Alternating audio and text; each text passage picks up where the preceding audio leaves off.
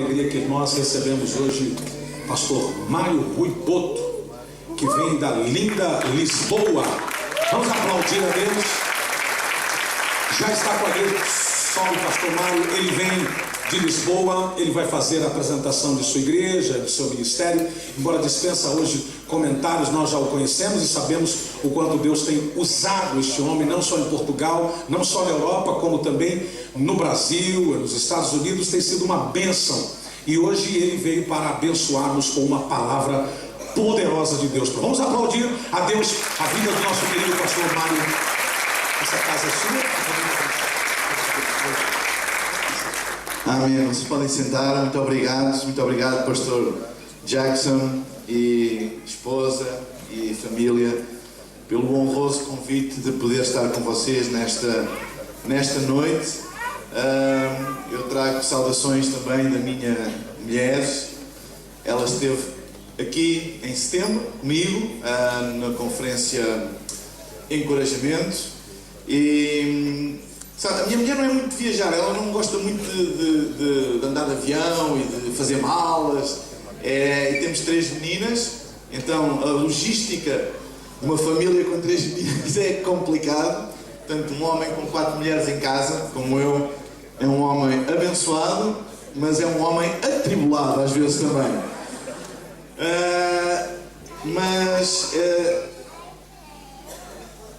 Ela ficou com este lugar no coração dela. Ela não gosta muito dela. Ela disse: olha, como é durante a semana e com as meninas não vou, mas se fosse um fim de semana eu ia contigo, porque eu gostava de estar de novo com o pastor Jackson e com a esposa. Isto é pura da verdade.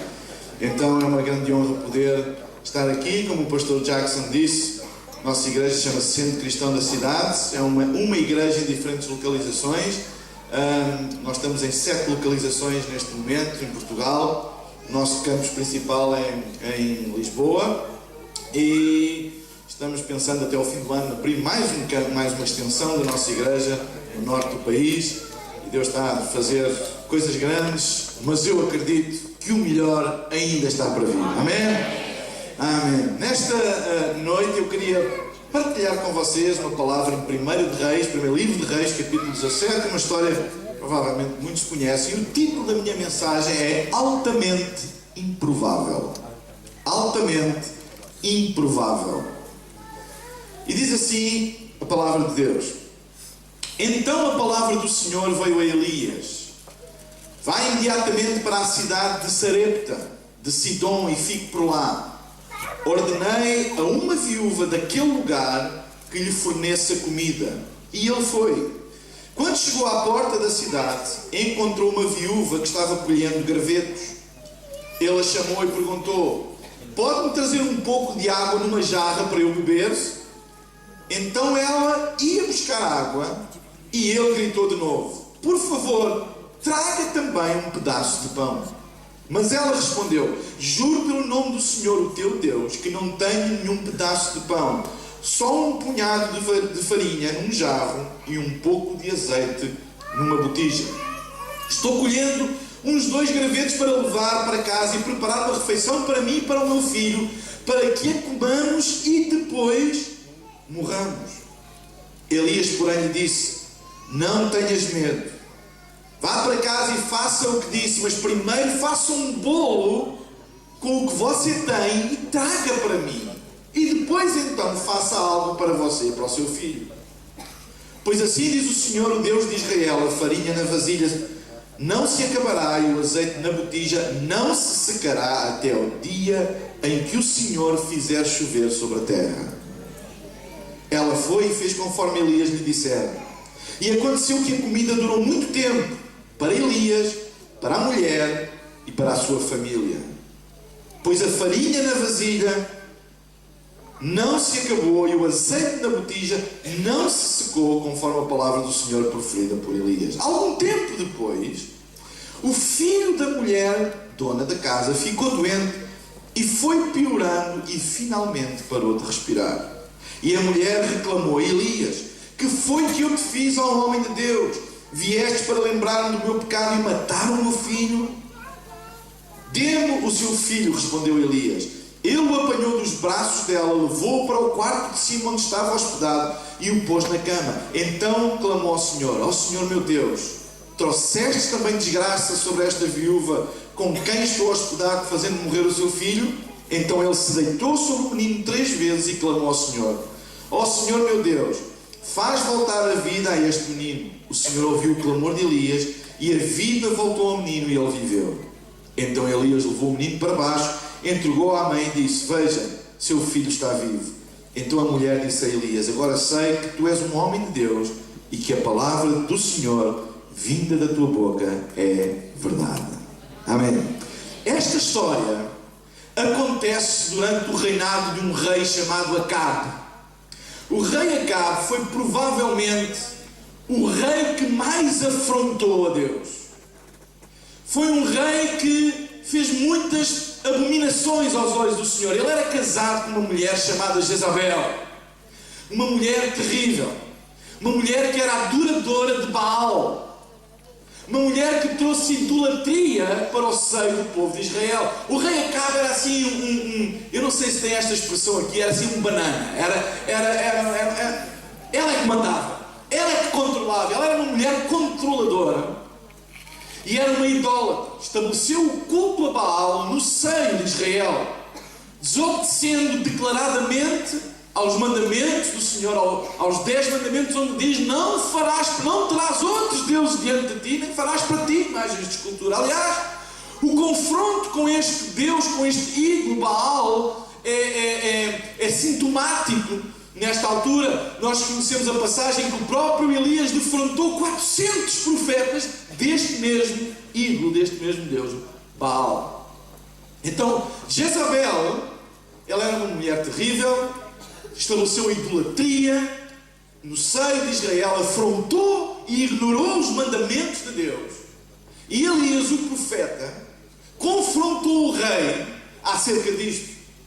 E ao confrontar o rei acerca disto, a reação do rei foi de submissão à mulher e não ouviu a voz do profeta. E Elias disse: então, enquanto a idolatria durar neste reino, enquanto tu não banires Baal no seio de Israel, não vai chover sobre a terra. E uma grande seca estabeleceu-se naquela altura. E vocês sabem que seca gera fome, gera escassez e gera miséria. Então, este contexto desta passagem que eu li para vocês, Elias estava no meio de uma grande seca e no meio de uma grande fome. Mas Deus, para o proteger, Deus mandou para o pé de uma torrente chamada Quirat, onde ainda jorrava alguma água, apesar da seca, onde ele podia beber. E diz a palavra de Deus que ele era alimentado por corvos que traziam carne para ele comer, enquanto a seca durava. E ele, durante algum tempo, bebeu daquela torrente e foi alimentado pelos corvos, até que a torrente também acabou por secar, porque a seca era tão grande que a própria torrente deixou de trazer água. Então Deus diz-lhe para ele ir para esta cidade chamada Sarepta. E diz: vai para Sarepta, na região de Sidom, para ser sustentado por uma viúva pobre. Esperem lá. Eu sei que a Bíblia diz isto, mas esta história tem tudo menos de normal. Sabem? Deus enviou um profeta a um lugar improvável, onde encontraria uma pessoa improvável, à qual seria requerido fazer uma coisa improvável para obter um resultado improvável. Ok? Bem-vindos à maneira como Deus trabalha. Bem-vindos à maneira como Deus se move. Deus é um Deus de coisas altamente improváveis. Deus não se rege pelo princípio das probabilidades. Deus é um Deus de improbabilidades. Deus usa o mais improvável para fazer o imaginável. E eu dou graças a Deus, porque o meu Deus é um Deus que usa a pessoa mais improvável para fazer a coisa mais imaginável. Há esperança para mim, há esperança para ti. Amém? Então a Bíblia diz que Deus enviou Elias a Sarepta, um local improvável. Sabem, Sarepta era nada mais, nada menos do que a terra que Jezabel era originária. Vocês sabem, Elias estava com um conflito gravíssimo com Jezabel. Acabe, mas mais com Jezabel. Ela é que controlava o reino. Então, manda ao bom senso. Não vais para a terra da pessoa à qual tu tens um grande conflito. Aliás, Elias corria perigo de vida. Elias, sabem, Jezabel sempre procurou a morte de Elias. E agora Deus manda Elias para a terra cuja Jezabel era originária. É uma terra improvável.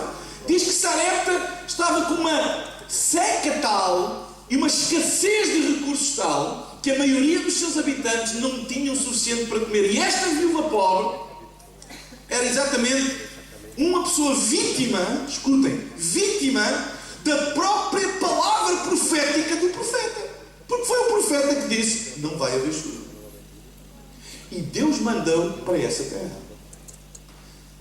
Bem, não era de todo um local que Elias julgasse provável. Bem, Deus podia mandá-lo para Londres, Deus podia mandá-lo para Lisboa. Agora para Sarepta, da terra de Jezabel, os contactos que ela tem. Imaginem que alguém sabe que Elias está lá e manda uma mensagem para Jezabel, onde há seca, onde a maioria da população está em miséria. Então ele estava perto de uma torrente para poder beber, e os corvos, e agora Deus mandava-lhe um sítio onde não havia água nem alimentação. Que Deus é este que manda para um lugar onde não existe aquilo que é preciso? Vocês nunca se sentiram numa posição de estarem num lugar onde parece que não existe aquilo que vocês precisam? É espantoso como Deus nos envia a lugares improváveis, e é lá que a nossa provisão se encontra. A provisão de Elias estava neste lugar completamente improvável. E sabem, o lugar mais improvável das nossas vidas é normalmente o lugar onde nós nos encontramos agora. Nunca disseram ou pensaram pelo menos assim: se eu tivesse noutra situação, se eu tivesse noutro lugar, se eu tivesse outro emprego, se eu tivesse outras ligações, se eu tivesse outras oportunidades, se eu tivesse outros relacionamentos, se eu tivesse outros recursos. Para nós, o nosso lugar de provisão é sempre lá, é sempre ali, nunca é aqui. Nós achamos que aqui nunca há suficiente. No lugar onde nós estamos nunca é suficiente. E nós já quem me dera estar ali. Quem me dera estar na posição do pastor Jackson. Quem me dera estar na posição do pastor Mário. Quem me dera estar ali. Olha, quem me dera estar naquela igreja. Olha, quem me dera ter aquilo. Quem me dera ter aquele emprego. Quem me dera ser jogador de futebol. Olha, quem me dera ser isto. Quem me dera ser... se eu tivesse aquilo que A ou B tem, eu também poderia fazer. Ou seja, para nós, o lugar da escassez é sempre o lugar onde nós estamos agora. Porque para nós há sempre um lugar onde nós eventualmente estaríamos melhor. É ou não é? Nós sempre, se eu estivesse ali, nós achamos sempre que o aqui é um local improvável. Enquanto eu estiver aqui, eu não vou conseguir nada. Enquanto eu estiver neste trabalho, eu não vou conseguir nada. Enquanto eu tiver esta oportunidade, eu não vou conseguir nada. Enquanto não houver outras coisas, eu não vou conseguir nada. Porquê? Porque o nosso local de improbabilidade é o aqui. Se eu tivesse nascido noutro país, eu teria outras oportunidades. Se eu tivesse, eu teria outras oportunidades. Mas deixem-me dizer, o que é lá para ti é aqui para alguém. Quem me dera estar na posição do pastor Jackson. Isso é o teu lá, mas é o aqui dele. E eu tenho a certeza que muitas vezes ele não está contente com o aqui dele, que muitas vezes é o teu lá.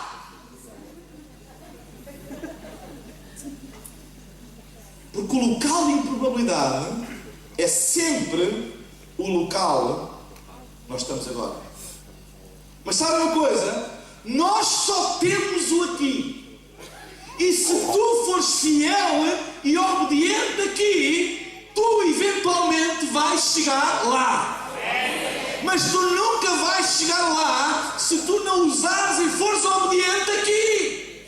Porque Deus nunca vai suprir lá, Deus sempre vai suprir aqui. Deus não é um Deus que está lá, Deus é um Deus que está aqui. Deus não é um Deus que vai estar ali, Deus está aqui. No teu aqui é o lugar onde Deus está e é onde está a tua provisão.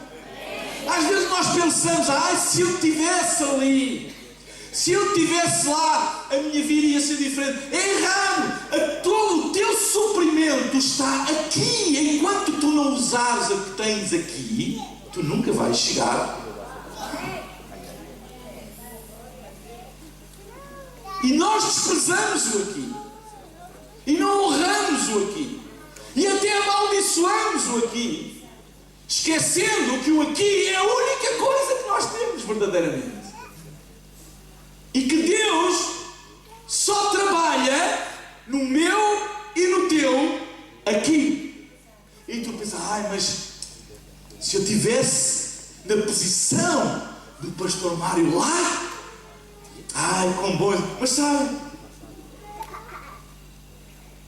o que partiam lá, para mim é um aqui. Porque Deus só trabalha com aquilo que tu tens agora. Deus não trabalha com aquilo que tu não tens. Deus não usa aquilo que tu não tens. Deus usa aquilo que tu tens para eventualmente criar aquilo que tu não tens. Deus nunca vai usar lá, Deus vai usar aqui. E é aqui que eu tenho de ser obediente. E é aqui que eu tenho de ser fiel. E é aqui que eu tenho que acreditar. E é aqui que eu tenho que estabelecer as minhas raízes. É aqui que eu tenho que crer. É no meu aqui que está o meu milagre. É no meu aqui que está a minha provisão. Não é no lá. O lá é uma desculpa. O lá é uma miragem. O lá nunca vai existir enquanto tu não honrares o aqui. O aqui é o local da improbabilidade. Nós pensamos, assim eu não vou conseguir, com isto eu não vou conseguir. Mas Deus quer nos ajudar a fazer um shift, uma mudança na nossa mentalidade e pensar, não, a minha provisão, por mais improvável que pareça, está aqui, não está lá. Ok? Sabe? Tu só podes começar onde estás. Tu não podes começar onde não estás. Começa aqui. Começa a servir aqui. Começa a crer aqui. Começa a dar aqui. Começa a ser fiel aqui. Começa a ser obediente aqui. Começa a ser consagrado aqui. Começa a exercer fé aqui. E eventualmente vais chegar lá. Aqui. Nós só temos determinadas coisas para investir. Temos o nosso tempo, o nosso talento, os nossos recursos, etc. E nós às vezes dizemos, pastor, quando eu tiver mais tempo, o que é isso? Eu lá. Eu irei fazer. Nós temos os nossos dons. Pastor, um dia lá eu vou consagrar o meu dom para servir a Deus. Agora não tenho condições, mas lá, um dia, lá. Pastor, eu agora não tenho recursos, mas um dia eu vou abençoar. Um dia eu vou dar os meus recursos. Lá, quando eu tiver, quando Deus me abençoar, sabem, nós sempre pensamos que a nossa provisão está lá. Mas Deus não é um Deus de lá, Deus é um Deus de aqui. Deus quer o teu tempo agora. Mas é o que tu tens agora, usa para Deus agora. Deus quer o teu dom agora. Não é um dia quando tu puder. Deus quer os teus recursos agora. Deus não está à procura da riqueza que tu não tens. Deus está à procura de tu seres fiel com aquilo que tu tens. Às vezes nós amaldiçoamos o nosso aqui. Eu não tenho, isto é a minha vida, eu não tenho tempo para nada. Minha vida, tenho tempo para... eu não tenho recursos para nada. Há pessoas que recebem o seu salário e amaldiçoam, olham para aquilo e dizem, só isto não dá para nada. Se é amaldiçoar aquilo que tu tens, o teu aqui. Independentemente se é muito, se é pouco, é o que tu tens. E Deus só trabalha com aquilo que tu tens. Porque Deus é um Deus de improbabilidades. Às vezes nós pensamos, eu com isto não consigo fazer nada. E Deus diz, experimenta dar-me. Experimenta colocar-me nas tuas mãos. Experimenta obedecer. Experimenta ser fiel com aquilo que tu tens aqui. E tu vais ver se isso não vai ser suficiente para fazer tudo aquilo que tu sonhas e tudo aquilo que tu não sonhas. Deus é um Deus daqui.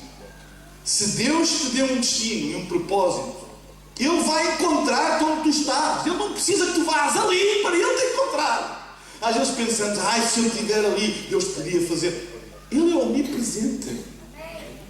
Tu pensas que tu precisas de estar ali, lá, para Deus te encontrar? Que Deus não te encontra aqui onde tu estás? Tu pensas que estás numa situação complicada demais, que Deus não consegue fazer nada contigo aqui? Ele diz, olha meu filho, nós temos uma expressão em Portugal, amanha-te.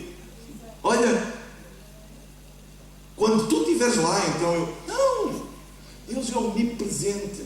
Deus é omnipresente no espaço, está em todo lugar.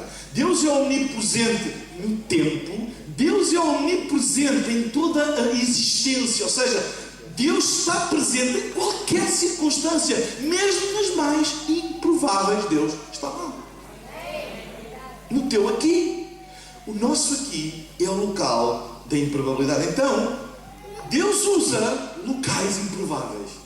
E o nosso local improvável é sempre o aqui. Nós achamos que nunca temos aquilo que deveríamos ter para fazer aquilo que gostaríamos de fazer. Mas Deus quer nos ensinar que a sua provisão está sempre em locais improváveis. A sua provisão está aqui, não está lá.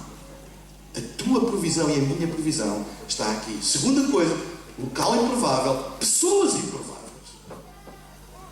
Deus não apenas enviou Elias a um local improvável, mas também a uma pessoa improvável. Vocês digam lá com toda a honestidade. Eu sei que vocês leem a Bíblia e levantam logo 2 palmos acima da terra, mas vocês acham normal mandar um profeta para ser sustentado a uma viúva pobre? Acham? Vocês acham que uma viúva, mãe sozinha, gentia, limitada pelo género, mulher, e vocês sabem que as mulheres, na cultura judaica, tinham uma posição inferior,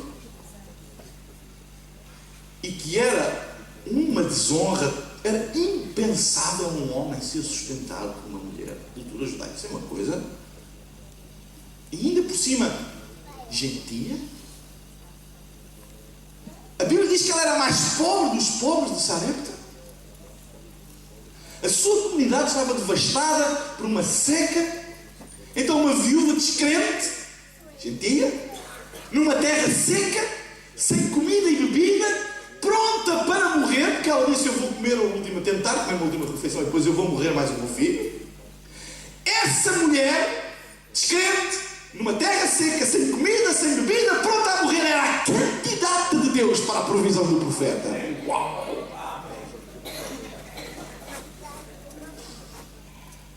Espera aí. Isto quase que soa um abuso. Então nós vamos mandar alguém ser sustentado por alguém que nem ele se consegue sustentar. Imagina se isto caísse nas mãos dos mídias. Profeta, imagina os tabloides. Profeta, explorador de viúvas.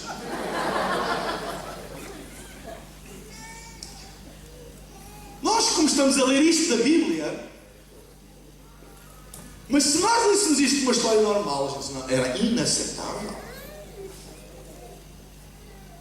Mas como é da Bíblia, a gente... mas é inaceitável. Epá, mande-lhe ao homem mais rico, mande-lhe ao Cristiano Ronaldo, ou ao José Mourinho. Esse sim tem possibilidade de sustentar o profeta. Pastor Jackson, a gente precisa de milionários na igreja. Porque esta é a nossa maneira de pensar. É a nossa maneira de pensar. Vocês conseguem imaginar isto? Deus faz coisas improváveis com as pessoas mais improváveis. Tu não precisas de ser o mais rico, não precisas de ser o mais esperto, não precisas de ser o mais bonito para Deus te escolher e para Deus te usar. Porque Deus usa pessoas improváveis. Nós só temos de ser nós e Deus vai nos usar. Muitas vezes pensamos que Deus não nos pode usar porque somos improváveis, porque não temos determinadas coisas, porque temos algumas lacunas, porque temos alguns handicaps na nossa vida, temos algumas falhas na nossa vida, reconhecemos algumas limitações e pensamos: Deus, eu nunca serei uma escolha. Eu nunca serei uma escolha de Deus. Mas sabem, Deus usa pessoas normalíssimas. Aliás, pela Bíblia concluímos que são as únicas que Deus usa. Deus escolheu Moisés para ser o libertador do povo da escravidão do Egito. Isso é a gente agora a ler a história que sabe que Moisés foi um grande estadista. Mas sabem, quando Deus escolheu Moisés, a primeira coisa que Moisés disse e pensou foi: mas espera aí, Deus, tu sabes que eu tenho cadastro no Egito, não sabes? Sabes que eu sou procurado por homicídio.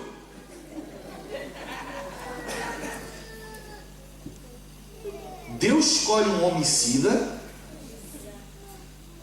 para ir à terra onde ele cometeu o crime, ao faraó, com a lata de dizer: deixa o meu povo ir embora. Quando ele entrasse na fronteira, era caçado logo. Passava com o passaporte na fronteira, mandado de captura, homicídio, vai dentro. Deus, eu amo-te muito, mas escolhe outro. Se nós tivéssemos um conselho para escolher um representante para ir representar a nossa nação, para libertar do jugo de qualquer opressor, nós escolheríamos alguém com um cadastro irrepreensível.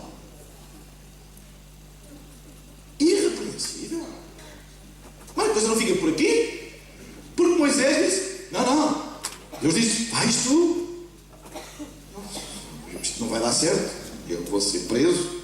Que lata, então, ainda por cima vou ter com o faraó para convencê-lo. Não vou pedir nada, deixar o meu povo sair. Disse: mas já há aqui outro problema. Eu sou gago. Não era propriamente uma escolha que nós faríamos para representar a nossa nação. Olha, vais lá articular um discurso e uma argumentação para convenceres o faraó a libertar o nosso... Com certeza. Nunca Moisés seria uma escolha provável. Mas Deus escolhe pessoas improváveis. E o que dizer de Jeremias, que ele disse: eu sou muito novo para ser profeta. Profeta tem que ter barba branca e grande, tem que ter uma bengala, e se for coxo, melhor. Eu sou novo demais. Eu não tenho experiência em profecias.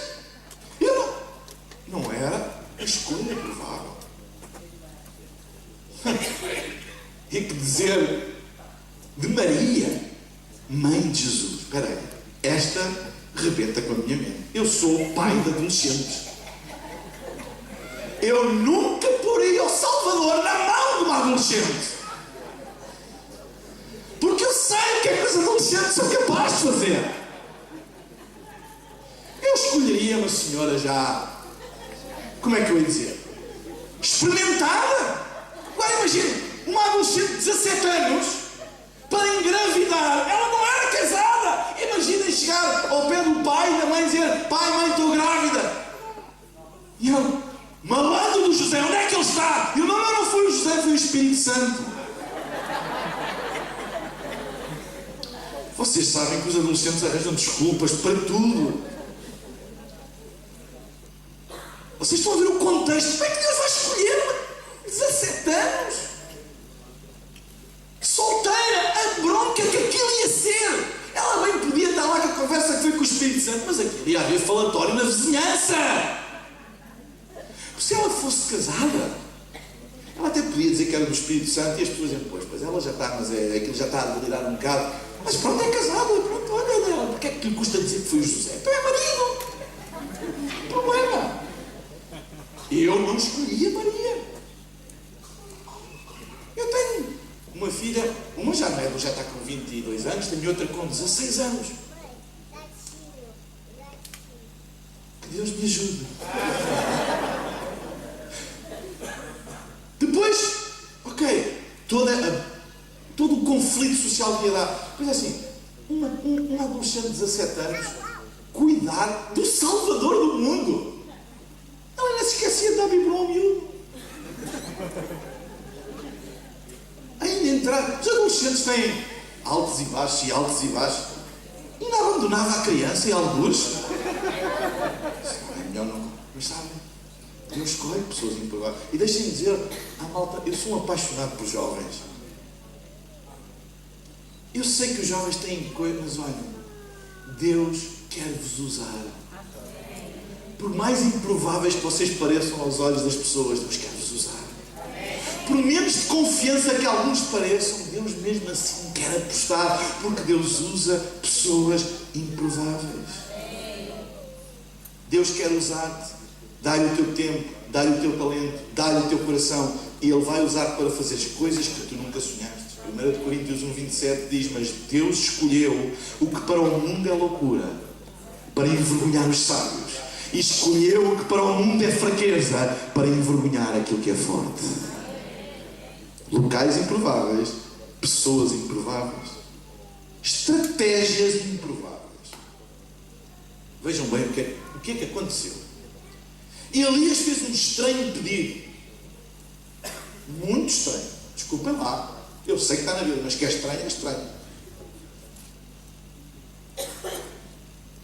Traz-me um pedaço de pão. Ele pediu água num jarro e depois ele: traz-me também um pedaço de pão. E a mulher disse: eu não tenho pão em casa. Eu não tenho pão em casa. Como é que tu podes pedir pão se tu sabes que eu só tenho farinha e azeite? Eu não tenho pão. Como é que estás a pedir pão se eu já te disse que eu só tenho farinha e azeite? A única coisa que ela conseguiu ver foi aquilo que ela não tinha. Mas o profeta viu aquilo que ela podia fazer com aquilo que tinha. Porque farinha com azeite dá para fazer um bolo. Sabem? Às vezes nós não temos as coisas no estado final, mas temos a semente para gerar. E Deus trabalha pelo princípio da semente. E muitas vezes nós olhamos para uma semente. Uma semente não diz muito daquilo. Uma semente não é atrativa. Ninguém diz assim: olha que semente esplendorosa. A gente diz: olha que árvore tão bonita. Olha que flor fantástica. Mas semente, ninguém aprecia semente.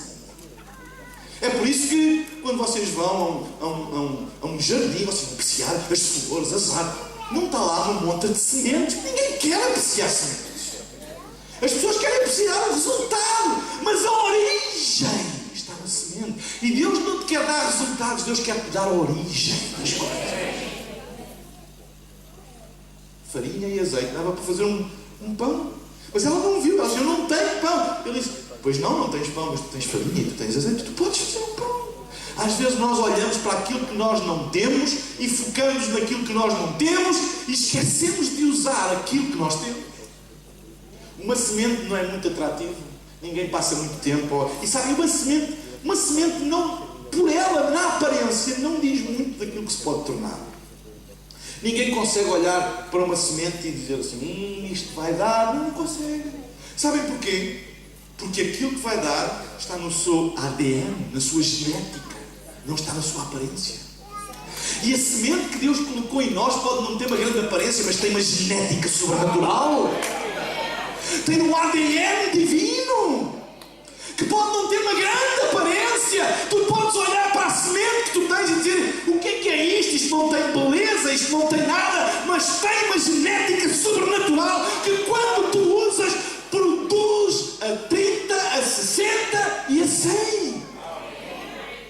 A Bíblia diz que o reino de Deus funciona pelo princípio de semeadura. A Bíblia até diz que o reino de Deus é comparado a um grão de mostarda, que é a mais pequena das sementes, contudo dá a maior das árvores. Não há qualquer previsibilidade entre a semente e o fruto. Não há qualquer, como é que eu ia dizer, não há qualquer grau de previsibilidade entre o tamanho da semente e o tamanho do fruto, porque diz que é a mais pequena. E sabem, a Bíblia, quando usa estas alegorias, quando usa estas comparações, é para transmitir uma mensagem. Não há qualquer comparação. Ora, é a mais pequena das sementes, mas dá a maior das árvores. A Bíblia está-nos a dar uma lição. Não desprezes as pequenas sementes que tu tens, porque elas podem dar a maior das árvores. E às vezes nós pensamos, quem me dera ter aquela árvore? E tu tens a semente, só que a semente não, pela sua aparência, não parece que vai dar aquilo, mas a sua genética, o seu ADN é divino. Sabes? Deus dá-te sementes. Deus não te dá árvores. Deus não deu pão à mulher, mas tinha lá um pedaço de farinha e de azeite. Não estava em forma de pão, mas em forma de farinha e azeite. Mas ela estava tão concentrada no que não tinha, que não conseguia ver, que ela tinha a semente para fazer o que precisava. Às vezes estamos tão concentrados no que nós não temos. Ai, se eu tivesse aquilo. Ai, se eu... Olha para aquilo que tu tens. E em vez de dizer isto não dá para nada, ou eu não consigo fazer nada com isto, pensa de maneira diferente. O que é que eu posso fazer com aquilo que Deus me deu? Não interessa, sabe? Para Deus não interessa se é muito, se é pouco. Isso para Deus não há um problema. Deus não olha para a semente e diz assim, eu não sei se sou capaz de fazer algo. Não! Deus só quer que tu semeies aquilo que tu tens. Não abortes o potencial de uma semente ao não semear. Eu posso dizer, eu só tenho 200 euros. Ou eu posso dizer, não posso fazer muito com 200 euros. Ou eu posso dizer, o que é que eu posso fazer com isto? São duas abordagens. Ou eu só tenho, não posso fazer nada. Ou eu tenho, o que é que eu posso fazer? E Deus quer nos ajudar a mudar a nossa mentalidade, porque Deus trabalha pelo princípio da semente. Todas as sementes que tu tens, todas, Deus só te pede uma coisa: tu semeias, tu uses. Tu uses. Porque a Bíblia diz que é Deus que dá o crescimento. Tu não sonhas o que é que uma pequena semente pode produzir. Não abortes o potencial de uma semente. No reino de Deus, a saída para uma necessidade, quando nós temos uma necessidade, não é pedir, é semear. Porque o reino de Deus funciona assim. Ora, eu tenho que semear de acordo com a necessidade que eu tenho. Se eu tenho necessidade de amizades, eu tenho que semear amizades. Há pessoas que dizem, eu não tenho ninguém fala comigo. Estás-me a dar uma indicação de que tu não semeias. Começa a semear em relacionamentos. E se tu semeares em relacionamentos, adivinha lá o que é que tu vais colher? Relacionamentos. A saída para uma necessidade não é pedir, é semear. E nós vivemos muitas vezes um cristianismo pedincha. Sempre a pedir, e dá-me isto, e dá-me aquilo. Como se Deus fosse um supermercado, não é? Ou como se Deus fosse um Pai Natal. Ele faz os pedidos e Deus vai trazer. Não. No reino de Deus, a saída de uma necessidade não é pedir, é semear. E esta mulher percebeu isso. Porque o profeta ajudou a perceber que ela tinha uma semente. Era pouco. Era quase injusto o que o profeta estava a pedir. Era quase, como é que eu ia dizer? Era quase uma exploração. Estava a pedir pão, uma viúva, pão não tem. Mas ele estava a ensinar um princípio. Se tu usares a semente, tu não só vais ter para ti, como tu vais ter para toda a tua família, aqueles que te rodeiam. Um princípio. Por isso que 2 Coríntios capítulo 9, versículo 10 e 11 diz: aquele que supre a semente ao que semeia e o pão ao que come, também lhes suprirá e multiplicará a semente e fará crescer os frutos da sua justiça. Vocês serão enriquecidos de todas as formas, para que possam ser generosos em qualquer ocasião, e por nosso intermédio a sua generosidade resulte em ações de graças. Provérbios capítulo 11, versículo 24, na versão mensagem, está de uma maneira que eu gosto. Diz assim: o mundo generoso cada vez fica maior, e o mundo avarento cada vez fica mais pequeno. Generosidade é uma questão de coração, de perspectiva, não de dinheiro ou de recursos. Abre o teu coração, abre a tua mão, abre a tua vida. Dá-me um pedaço de pão. Segunda coisa que o profeta disse, além de pedir pão, disse: não tenhas medo. Não tenhas medo. Sabem? Eli sabia que a questão central não era dinheiro, não era recursos, mas era medo. Quando nos focamos naquilo que não temos, o medo governa a nossa vida e paralisa-nos. Porque a questão é esta: nós não damos o que temos, não porque não temos para dar. Estamos a falar de dar o que temos. Nós não damos o que temos, não porque não temos para dar, mas temos medo daquilo que não teremos se nós dermos aquilo que nós temos. Perceberam? Eu vou repetir. Nós não damos o que temos, não porque não temos para dar, mas temos medo daquilo que não teremos se nós dermos aquilo que nós temos. É assim que a nossa mente funciona. Eu só tenho isto. Se eu vou dar, eu vou ficar com menos. E o meu futuro pode ficar comprometido. Então eu não dou, não é porque não tenho, eu não dou porque eu tenho medo. E foi isso que o profeta disse: olha, não tenhas medo, porque Deus não funciona conforme tu estás a pensar. Porque o que tu estás a pensar é: se tu, da pouca farinha que tens e do pouco azeite que tens, fizeres um pão para eu comer, tu vais ficar sem. E o medo de ficar sem nada é que estava a governá-lo. E o profeta disse: não tenhas medo, porque quem dá daquilo que tem nunca ficará sem nada. Nunca ficará sem nada. E depois o profeta diz uma coisa terrível. Ela faz o pão e depois o profeta, malandro, diz assim: mas dá-me primeiro a mim, egoísta, explorador dos crentes. Desculpem lá, viúva, dá-me primeiro a mim. Não é isto um pouco estranho? Desculpem lá, vamos lá. Não, viúva, coma lá você e o seu filho. Eu disse: não, dá-me primeiro a mim.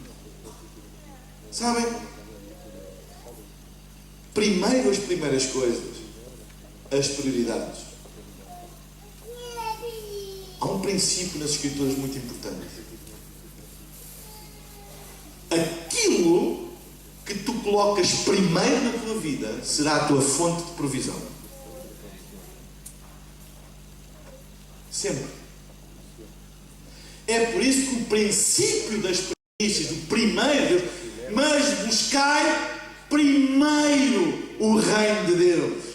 É o princípio. Se tu queres que Deus seja a tua fonte de suprimento, coloca Deus em primeiro lugar. Porquê? Porque tudo aquilo que tu colocas em primeiro lugar na tua vida torna-se a fonte do teu suprimento. Se tu te colocares a ti em primeiro lugar na tua vida, tu serás a tua fonte de suprimento e tens que te haver contigo. Porque há pessoas que se colocam a eles em primeiro lugar e depois pedem ajuda a Deus. Mas a questão não é pedir ajuda a Deus. Aquilo que tu colocas em primeiro lugar torna-se a tua fonte de suprimento. É por isso que Deus diz: buscai primeiro o reino de Deus. e a sua justiça. E todas estas coisas vos serão acrescentadas. Ou seja, o que tu pões primeiro torna-se a tua fonte de suprimento. Deus não é nenhum malandro, Deus não é nenhum explorador. Há um princípio nas Escrituras que aquilo que tu colocares em primeiro torna-se a tua fonte de suprimento. É por isso que a Bíblia fala de nós tirarmos um dia para servir a Deus, o dia do Senhor. Porquê? Porque é o princípio de primeiro.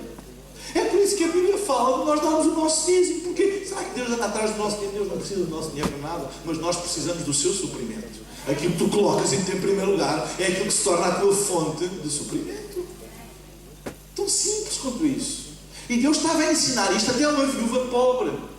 Ninguém está dispensado de colocar Deus em primeiro lugar para bem. E Ele não estava a fazer isto para seu próprio bem, Ele estava a fazer isto para bem e a mudança radical da vida daquela viúva. Porque se o profeta tivesse ficado calado, e é coisa que um profeta nunca pode ficar, é sem falar a verdade. Se ele tivesse ficado inibido, porque é uma viúva pobre, eu não tenho coragem de dizer isso a ela. Se for uma pessoa normal, ainda digo, ok, mas eu não tenho coragem de dizer, não, mas é para bem dela. Se ela aprender o princípio de que quem ela coloca em primeiro lugar se torna a fonte de provisão, se ela colocar Deus em primeiro lugar, Deus vai ser a fonte de provisão dela. E este é o princípio. Uma estratégia improvável. Muitas vezes nós pensamos, quando eu tiver, eu faço. Quando eu puder, eu dou. Mas Deus diz, não. Com o que tu tens, faz. E o que tu colocares primeiro será a tua fonte de provisão. Dá o teu tempo primeiro e depois terás mais. Dá o teu talento primeiro e depois terás mais. Dá os teus recursos primeiro e depois terás mais. Porque aquilo que tu serves primeiro torna-se a tua fonte de provisão. Esta era uma viúva pobre, mas o mesmo lhe foi requerido. O princípio de dar primeiro.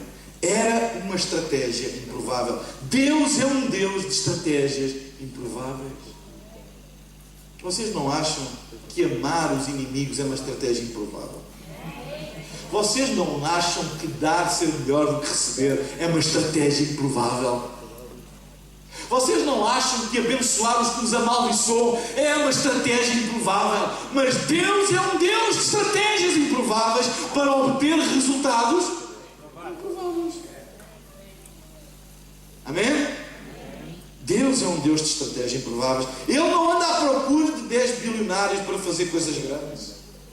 Não anda. Mas Ele anda à procura de muitos corações generosos que juntos podem fazer coisas extraordinárias. Sabem? O reino de Deus não é construído pela abundância de uns poucos, mas pelo sacrifício de muitas pessoas. Sempre foi assim e sempre será assim. Este é o princípio de dar a Deus em primeiro lugar todas as coisas, e todos fomos chamados a participar. Local improvável, pessoa improvável, estratégia improvável e, para terminar, resultados improváveis. Ela foi e fez conforme Elias lhe disseram, e aconteceu que a comida durou muito tempo para Elias, para a mulher e para a sua família. Pois a farinha na vasilha não se acabou e o azeite na botija não se secou, conforme a palavra do Senhor proferida por Elias. Quando obedecemos a Deus e damos em obediência, e quando colocamos Deus em primeiro lugar, nós estamos a dar dos recursos ilimitados de Deus e não dos nossos recursos limitados. Resultados improváveis. Quem é que imaginava que aquela pequena vasilha de farinha e aquela pequenina botija de azeite jamais iam acabar? E a Bíblia diz, enquanto houve seca, a farinha não acabou e o azeite não acabou. Que Deus fantástico é este, que nos manda a lugares improváveis e que usa pessoas improváveis, fazer coisas completamente improváveis e fora da mentalidade dominante para obter resultados completamente inesperados. Probabilidades impossíveis estabelecem o palco para milagres. Vocês sabem que o milagre da viúva precisava de um milagre. Quando a viúva, sabem, às vezes nós não sabemos o que é que está do outro lado da nossa generosidade. Quando a viúva alimentou Elias em primeiro lugar, ela estava a alimentar o homem que iria salvar a vida do seu filho. Se ela tivesse, não, primeiro é para mim e para o meu filho, ela tinha morrido e o filho tinha morrido. Nós nunca sabemos o que é que está do lado lá da nossa generosidade. Do lado lá da nossa generosidade pode estar a salvação de um filho nosso, de um familiar nosso. Pode estar a resolução de um problema. Nós nunca sabemos o que é que está do lado lá da nossa generosidade. A mulher não sabia que ao alimentar Elias com o que ela tinha estava a salvar a vida do homem que haveria de salvar a vida do filho. Nunca sabemos o que está do lado de lá da nossa obediência e daquilo que nós damos. Deus ainda hoje, meus irmãos, vai a lugares improváveis. Deus ainda hoje usa pessoas improváveis. Deus ainda hoje usa estratégias, implementa estratégias improváveis, e Deus ainda hoje produz resultados improváveis. Eu dou graças a Deus porque eu tenho consciência, eu sou um improvável. Deus é um Deus que usa pessoas altamente improváveis para fazer coisas absolutamente imprevisíveis. Bem-vindos à maneira como Deus trabalha. Amém? Vamos ficar de pé na presença de Deus. Eu vou pedir ao grupo para subir, pode ser? Amém. E antes de eu passar a reunião ao pastor Jackson,